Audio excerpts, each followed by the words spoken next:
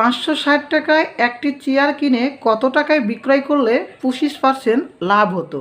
ওকে, তাহলে এখন এই প্রশ্নটাকে আমরা প্রথমে বহু নির্বাচনী বা শর্টকাটের জন্য শিখব। এখানে 25% লাভ মানে এখানে বিক্রয় মূল্য কত হয়, 125 টাকা হয়। ওকে, কারণ আমরা পার্সেন্ট থাকলে জানি যে সেটার ক্রয় মূল্য কত, পার্সেন্ট থাকলে আমরা ক্রয় মূল্য জানি 100, তাহলে 25% লাভে কী হবে, 100 সাথে 25 যোগ করলে 125, তাই না? তাহলে আমরা এখানে কি করব, এই যে টাকা থাকবে 560 এর সাথে 125 লিখব, ভাগ হচ্ছে এখানে কত, ক্রয় মূল্য দ্বারা ভাগ করব।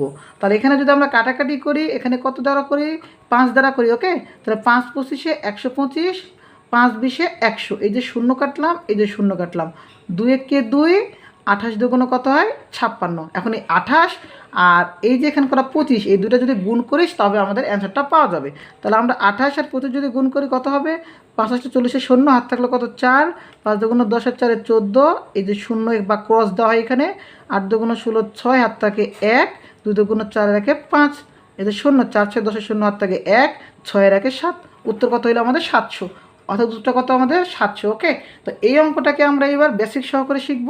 তো এখানে বলা হয়েছে যে 25% লাভ হবে, তাহলে আমরা প্রথমে কি করব, ধরি ক্রয় মূল্য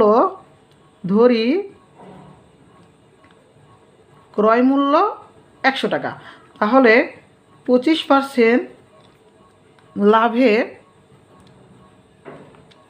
বিক্রয় মূল্য, 25% লাভে বিক্রয় মূল্য কত হবে, 100 যোগ 25, তাহলে 125 টাকা। এটা কি পাইলাম আমরা,